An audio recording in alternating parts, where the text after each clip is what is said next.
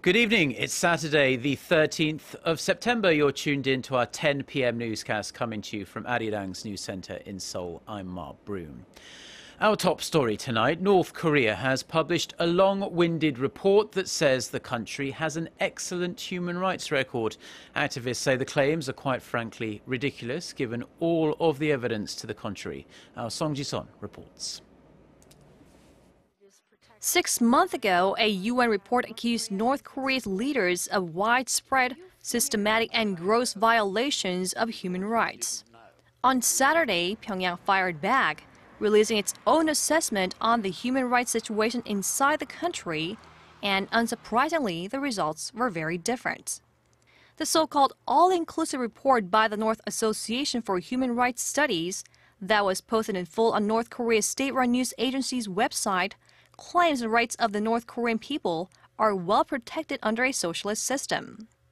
The Korean Central News Agency said the 5-chapter report is aimed at helping the North Korean people know about the country's efforts to protect human rights and to wipe out any prejudice and misunderstandings. It also reported that Pyongyang is open to holding talks with any country and at any time on the human rights situation in North Korea. Watchers say the report is the North's way of deflecting intensifying international condemnation of its abysmal human rights record.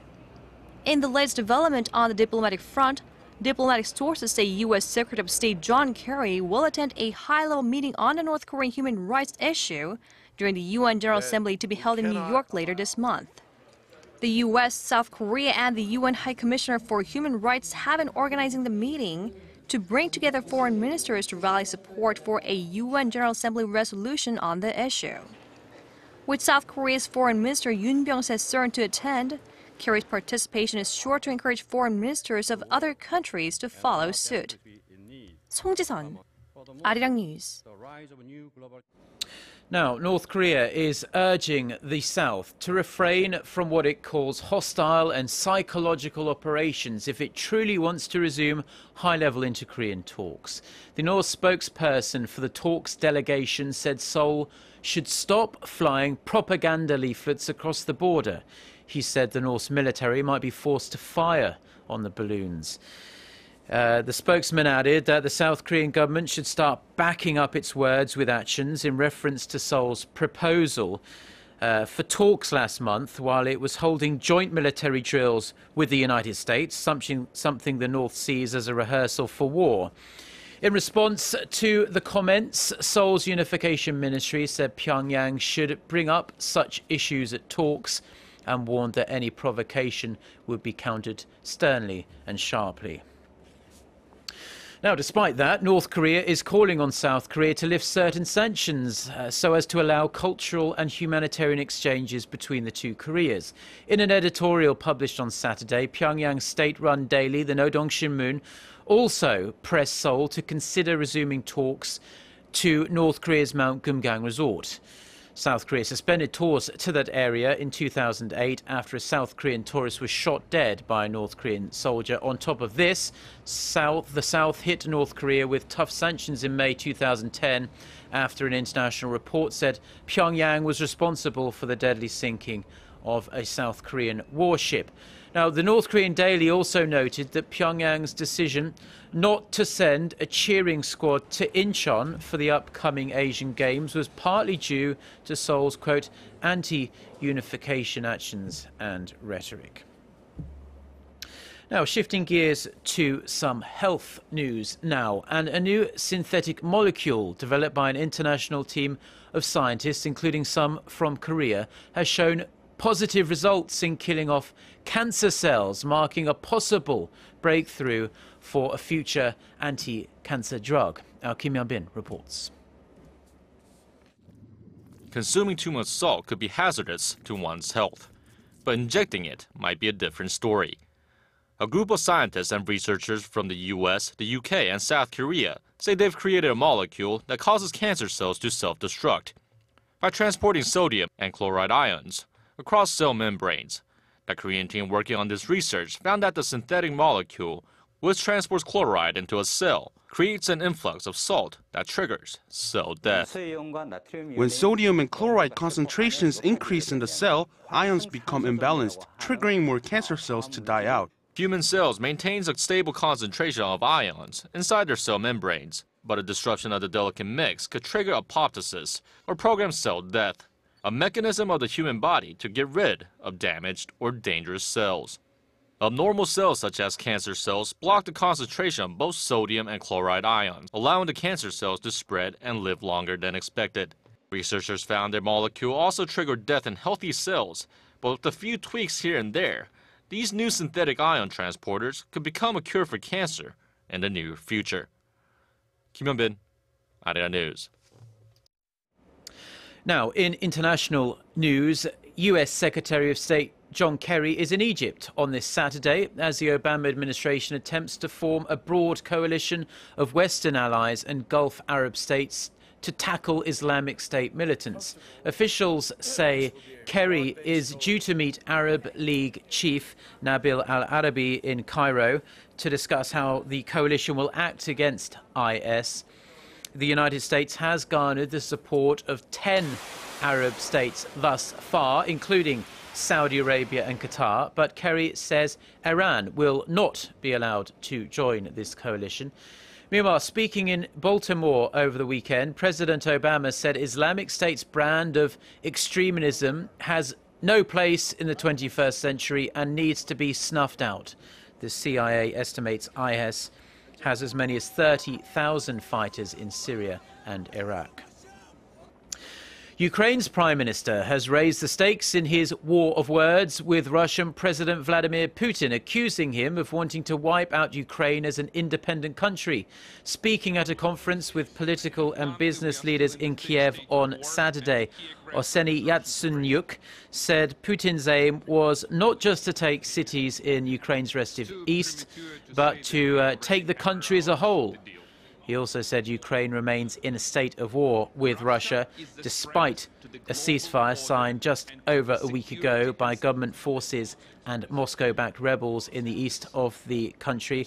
Yatsenyuk described the tentative truce as a first step to stop a massacre, and he called on the US and the European Union to play an active role in peace talks and to guarantee his country's sovereignty and independence. Researchers in the United States believe it could take up to 18 months to bring the Ebola epidemic sweeping West Africa under control. A scientist at the Virginia Bioinformatics Institute at Virginia Tech told the New York Times that the epidemic could also end up infecting hundreds of thousands of people before it is successfully contained. This time frame and also the number of cases far outstrips estimates by the World Health Organization. The WHO said last month that it hoped to control the outbreak within 9 months and predicted 20,000 total cases by that time. But researchers in the US say there could be easily close to 20,000 Ebola cases in a single month, not 9. The WHO says the number of cases as of last Sunday was over 4,300, including more than 2,200 deaths. Now, to some disappointing news for die-hard Apple fans, of which there are many, because the company says that its new iPhones, the iPhone 6 and 6 Plus, are going to take up to a month to ship due to the sheer weight of pre-orders. Apple's website says the iPhone 6 Plus, which is the one with the larger display, will take at least 3 weeks, but more likely 4 weeks to arrive for shoppers who pre-ordered online on Friday. The company says certain iPhone 6 models with the smaller screen will take up to 10 business days to arrive. Pre-orders through some individual carriers' websites, such as Verizon Wireless, AT&T and Sprint, indicate shipments could take even longer than a month, perhaps even 6 weeks. However, some versions are still available for delivery next Thursday, which is when the devices are set to go on sale in stores throughout the United States. Now, back here in Korea, and on a travel-related note now, for those of you planning on an outing This Sunday, the buckwheat flower festival in Korea's Gangwon-do province might be right up your street. Our Kim Min-ji reports. At an altitude of 520 meters sits a village blanketed in snow-white buckwheat flowers. Here at the Buckwheat Flower Festival in Pongpyeong, Gangwon-do province, visitors can conjure up memories while enjoying the beautiful scenery. It's just like I heard. It seems as if someone has sprayed salt. The flowers are beautiful and the scenery is impressive. Just as in the famous Korean novel When Buckwheat Flowers Blossom, visitors can also travel back in time to scenes depicted in the book. They can cross the bridge along a river that the main character Ho Sang-won fell into, and also hang around other places mentioned in the novel. Children can even enjoy donkey rides. I'm happy that my children like it. This is our first family holiday, and I think I'll have a great time here. The festival, now in its 16th year, has become one of the nation's biggest events leading into autumn. Kim Min-ji, Arirang News. Now, before we go, we're going to take a brief look at the weather. It will be a pretty cool night, in fact, today, with the overnight low dipping to a relatively chilly 14 degrees Celsius in Seoul. Looking ahead to Sunday, it's going to be a dry, sunny and warm day nationwide with daytime highs in the mid to upper 20s. Now let's take a look at the weather conditions wherever you are in the world.